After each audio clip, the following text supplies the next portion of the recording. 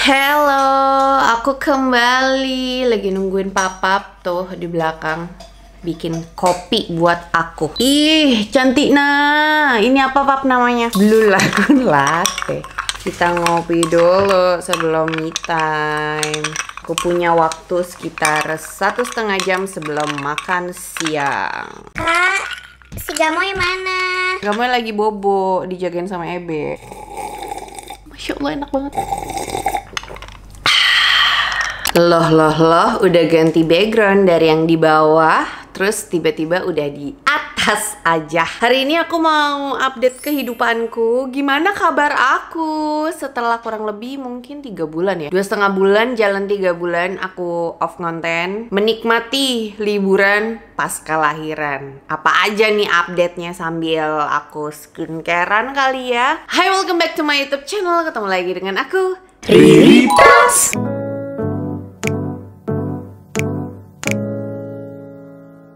Gimana kak kondisi tubuh pasca lahiran? Aku nggak bohong, lahiran dan ngurus bayi di usia 34 plus ini ya, itu beneran beda banget sama pas lahiran anak pertama. Dulu anak pertama kan lahirnya di usia aku yang masih 28 ya, 28, 27 ya, sekitar segituan lah. Sambil aku skincarean ya. Itu tuh bedanya adalah aku ngerasa dari punggung ke bahu ke tangan itu semua sakit. Dan aku ingat banget waktu itu Mama Jennifer Bahdim ya, juga sempet ngepost abis lahiran anaknya yang terakhir, dia tuh sakit sebadan sama kayak aku gitu. Ternyata ada kesamaan ya antara aku dan Mama Jen. Ya, sama-sama sakit punggung.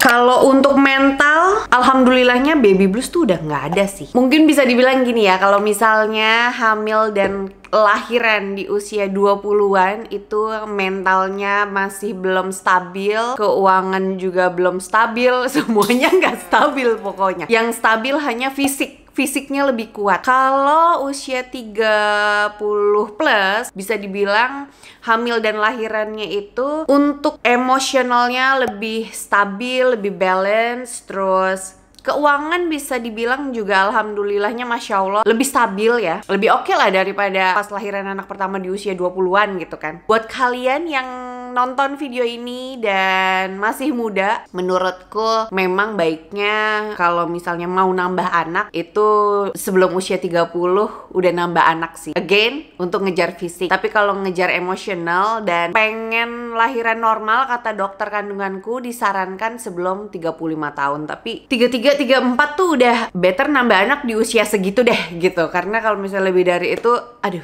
aku nggak tahu deh, itu bakal lebih sakit lagi mungkin ya badannya. Lanjut pakai moisturizer dulu. Bayangin, segitu aku rutin olahraga dari sebelum dan sesudah hamil ya.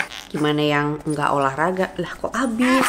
Bagaimana ini? Kenapa aku pakai moisturizer ini? Nggak tahu nih, setelah lahiran kulitku kembali menjadi kering dan sensitif. Jadi harus di calming terus. Terus untuk produksi ASI, alhamdulillah hingga saat ini OTW 3 bulan ya, nggak ada masalah. Masalahnya justru mungkin bisa dibilang aku agak hyperlaktasi kali ya. Tapi memang sebenarnya 2 bulan awal pasca lahiran itu produksi ASInya tuh belum stabil. Bisa kurang, bisa berlebih. Nanti pas udah 3 bulan biasanya, dari pengalaman anak pertama, kebetulan kan aku punya anak cuma 2 nih ya. Anak pertama dulu setelah 3 bulan tuh mulai stabil gitu loh. Dan katanya sih memang seperti itu. Di 2 minggu pertama lahiran itu aku sempet nge-clock karena semua orang bilang fokusnya DBF aja, DBF. Tapi again, kuantitas ASI produksi dan kuantitas ASI tiap orang itu beda-beda. Ternyata aku agak berlebihan, dan karena tidak di-pumping jadinya numpuk dan ngeklok gitu loh. Jadi emang ya, apalagi lambung bayi itu kan masih kecil ya, gara-gara numpuk dan ngeklok jadinya aku sempat 2 kali demam dan meriang. Cuma yang kedua ini karena aku udah ada pengalaman dari yang pertama, jadi aku buru-buru panggil pijat laktasi, aku masas sama bidan gitu. Terus abis itu pumping, terus abis itu aku akalin pakai teknik hisapan itu loh, silikon manual breast pump, diisi air panas sama, bukan air panas ya, bukan yang mendidih banget sih, air anget kali ya bisa dibilang. Sama itu garam Epsom, apa sih? Garam itulah pokoknya buat nyedot si yang ngeklok itu jadi keluar. Dan alhamdulillahnya kurang dari 24 jam permasalahan soal ngeklok ini teratasi. Nanti aku bakalan share kayaknya teknik ini di video pendek aja kali ya, karena menurutku ini teknik yang berguna banget, bisa jadi pertolongan pertama untuk busui baru, ibu baru yang asinya tuh ngeklok sampai meriang, sampai demam, dan amit-amit jangan sampai mastitis. Perbedaan dari lahiran anak pertama dan kedua apa bun? Perbedaannya mungkin karena udah ada pengalaman jadi lebih santai kali ya. Kalau untuk lahirannya jelas beda banget kan ya. Kalau anak pertama itu kan normal dengan induksi dan epidural gitu. Kalau yang kedua jelas beda karena memang aku udah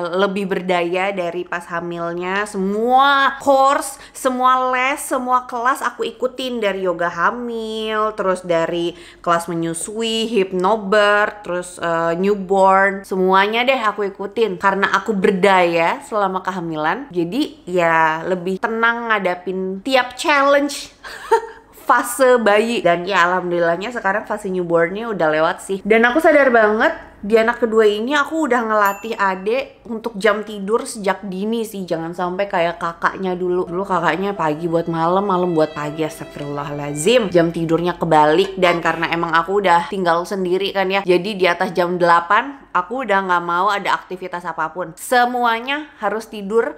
Semua lampu yang terang mati, redup. Dan sekarang kamarku udah pakai lampu tidur gitu kecil. Malah kadang aku pengennya matiin aja sih, jadi bener-bener literally gelap. Cuma kalau misalnya malam adek suka kebangun buat nyusu gitu ya, atau dia minta ganti popok karena popoknya penuh, itu kadang suka kriap-kriap kalau gelap banget. Jadilah aku pakai lampu tidur kecil. Untuk hal-hal yang tidak terduga dari mengurus anak kedua ini adalah adaptasi kakak sama adik kali ya. Aku yang lebih khawatir nih si kakaknya bisa nggak ya beradaptasi dengan kehadiran adiknya yang baru ini. Kayak mainan ya. Ternyata bisa gitu. Cuma masalahnya adalah tetap astagfirullahalazim, si kakak ini kalau misalnya adiknya tidur ya, aku kira dia bakalan lebih menghargai waktu tidur si adik. Cuma karena adiknya gemoy ya, jadi si kakaknya itu tiap pulang sekolah, itu kan padahal dia pulang sekolah di jam tidurnya adik ya, dia tetap ke kamar, dia nggak tahu adiknya tidur apa bangun, pokoknya adik buka pintu gitu. Emak-emak dengan punya anak bayi pasti relate lah, kayak aduh anak gue tidur, bangun deh nih gara-gara si kakaknya gemes. Atau mau berangkat sekolah, adiknya tuh masih di jam tidurnya, tangannya dielus-elus pelan sih, bye adek gitu. Padahal ya udah sekolah aja nggak apa-apa gitu, adiknya belum ngerti, biarin lah tidur gitu ya. Pokoknya dia kalau misalnya bangun tidur maunya dibangunin sama adiknya. Terus kalau misalnya dia mau sekolah, dia maunya tuh adiknya dada-dada, padahal adiknya tuh masih jam tidur kan. Ini kan video direkam pas adiknya baru 8 minggu, jadi jam meleknya dia tuh belum panjang, belum banyak gitu kan. Jadi ya udahlah, mau gimana ya, kalau dia bangun ya udah. Si Ade udah bisa ngapain aja kak. Wow, udah bisa disuruh fotokopi kayaknya ya di seberang komplek. Enggak, si Ade saat ini aduh lucu banget.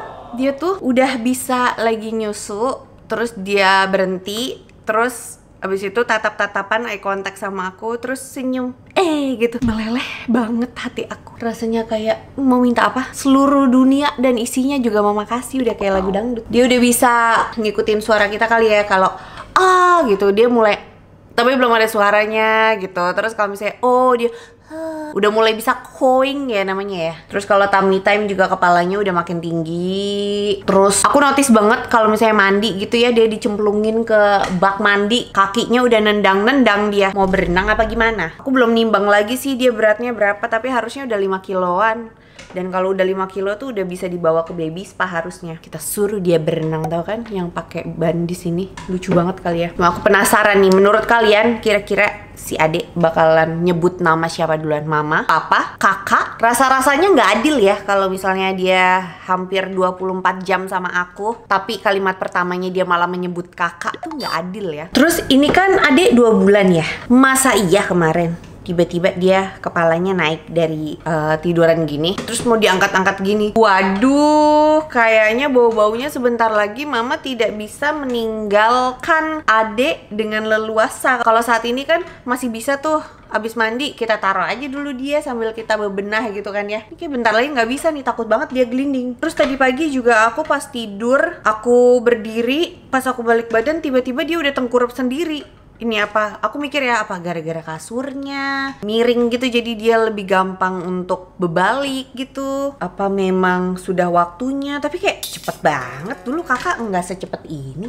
Tapi again tiap anak kan beda-beda ya.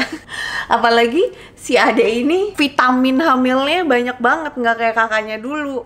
Dulu pas hamil anak pertama aku nggak bisa minum vitamin apa-apa jujur, karena mual-mual parah. Aku ngerasa bener-bener beda banget sih ngerawat anak pertama dan kedua. Terus kemarin sempet ngobrol sama papa, ternyata kita berdua sama-sama tidak punya memori tentang Ralin dari newborn sampai sekitar usia 6 apa 8 bulanan gitu. Karena yang aku inget tuh cuma dramanya. Selebihnya kayak momen-momen happy-nya tuh aku lupa gitu. Yang aku inget drama-dramanya doang. Karena baru lahir si Ralin itu disebut sama dokter dia anak jaundice, jadi kuning gitu. Karena beda golongan darah sama aku, jadi agak lebih susah untuk penyerapan ASI-nya. Karena papa ada asma, terus aku dermatitis, jadilah si Ralin asma kulit. Dan karena emang dari sebelum hamil Ralin dan pas kehamilan aku nggak olahraga, makanan juga belum kayak sekarang diaturnya, kurang protein, kebanyakan karbo, jadilah si Ralin ini dermatitis atopik parah banget. Jadi yang aku inget itu Ralin bayi dari 1 bulan sampai nggak tahu deh sampai kapan, pokoknya muka dia tuh full beruntusan yang kayak, bukan beruntusan kali ya, kayak jerawat batu. Karena waktu itu aku sempet makan kepiting, ternyata alergi. Terus telur aja alergi, harus telur ayam kampung. Seafood sampai ke terasi nggak bisa. Susu, kalau konsumsi susu nggak bisa. Coklat manis, pokoknya dulu pas mengasihi Ralin itu aku banyak pantangan makanan deh. Dan Ralin tuh nonstop ke dokter untuk obat karena emang tidak bisa sembuh dengan krim-kriman. Mau orang rekomendasi pakai krim ini krim itu nggak bisa, karena dia emang dermatitis atopik yang parah banget gitu. Dan ya nonstop sakit-sakitan yang aku inget. Sedih lah pokoknya. Terus aku nyari-nyari foto Ralin kan ya, nggak ada. Sampai Ralin usia 5 bulan. Jadi dari usia newborn sampai 4 bulan itu aku males motoin Ralin, karena males gitu loh. Nanti orang kalau lihat bakalan nanya kenapa, terus ngasih saran pakai produk ini itu. Nggak ada yang mempan. Jadi daripada aku males, jadi aku tidak mendokumentasikan. Sedih banget gak sih kehilangan foto-foto itu. Terus kata orang kan nanti makin besar imunnya akan terbentuk, dia akan semakin kuat, dermatitisnya akan hilang. Well, ini Ralin udah 8 tahun dan belum hilang. Terus kemarin aku juga sempat ke-trigger ngeliat postingan ibu-ibu gitu di Threads. Dia bilang males banget ngeliat ibu-ibu yang ngelarang anaknya makan ini itu, nanti jadi manja, imunnya nggak kebentuk. Aku ke-trigger sedih karena akulah si ibu-ibu itu. Ibu-ibu yang males dilihat itu, karena aku selalu ngelarang Ralin makan ini itu. Karena kalau misalnya dia sampai alerginya kambuh, terus jadinya radang, batuk, pilek, orang nggak mau tahu kan. Walaupun anak alergi itu sakit radang, batuk, pilek tidak menular ya, pemicunya adalah radang, bukan virus gitu. Iya, tetap dianggapnya dia menyebarkan virus ke anak lain kan. Belum lagi dia beruntusan, ntar orang nyangkanya aduh itu bisa menular nggak tuh. Belum lagi kalau misalnya makan sesuatu matanya suka merah tuh. Jadi Ralin tuh kalau sekolah selalu bawa obat tetes mata khusus gitu loh buat matanya dia kalau alerginya kambuh. Misal ruangannya penuh debu gitu, matanya bisa tuh langsung merah. Orang mana paham, disangkanya tetap aja tuh penyakit mata menular ya kan. Ya akulah si ibu-ibu itu yang ngejaga anaknya dengan ekstra. Ternyata jadi ibu itu semacam sekolah seumur hidup tanpa kelulusan. Selalu ada fase baru, dari newborn, terus kakaknya anak-anak, bentar lagi kakaknya teenager dia, jadi ABG dia bentar lagi. Selalu ada challenge baru dan pelajaran baru juga tentu setiap harinya. Kadang bikin lelah, tapi juga penuh cinta. Semangat buat semua ibu-ibu di dunia ini. Goalsku sih ntar kalau misalnya Adi udah makan ya, atau at least udah bisa ditinggal lah gitu, aku pengen balik ngedate lagi sih sama diriku sendiri. at least seminggu sekali lah. Dan aku juga pengen ngedate sama si kakak karena udah lama nggak jalan berdua gitu ya. Si papap nggak disebut, nggak usah lah. Mendingan ngedate sama kakak. Terus kalau misalnya mau bawa adik, nah baru bawa papap. Intinya kita sebagai ibu jangan lupa untuk senantiasa bahagia. Jalanin semua yang bikin kita bahagia. Karena pastinya anak kita tuh bakalan bangga ngelihat ibunya bahagia. Jangan sampai nanti anak kita dewasa yang dia inget di memorinya adalah ibunya nangis-nangis sedih terus. Aduh, jangan sampai deh. Kalau misalnya dia ngelihat ibunya bahagia kan otomatis dia akan terpacu. Aku ingin lebih bahagia dari ibuku. Wow, jadi pemicu kehidupan kan tuh. Wow, video pertamaku bener-bener penuh obrolan dan sharing soal pelajaran berharga, perbedaan ngurus anak pertama dan anak kedua. Namun nampaknya videonya harus segera disudahi karena bentar lagi aku harus kembali ke rumah. Ini di studio by the way. Harus segera makan siang. Dusel-dusel adik lagi, nggak tahan aku tuh kalau jauh-jauh dari si adik kelamaan. Ya udah, makasih banyak buat kalian yang udah nemenin aku ngobrol dari awal sampai habis. It means a lot for me. Jangan lupa buat tinggalin jejak dengan klik likes dan subscribe channel YouTube aku. Udah? Terus jangan lupa juga untuk aktifin bel notifikasi kalian supaya kalian jadi jamet squad aku yang pertama tahu kalau misalnya ada video baru yang diupload di channel YouTube ini. Once again, thank you guys for watching and I'll see you soon on my next video. Bye!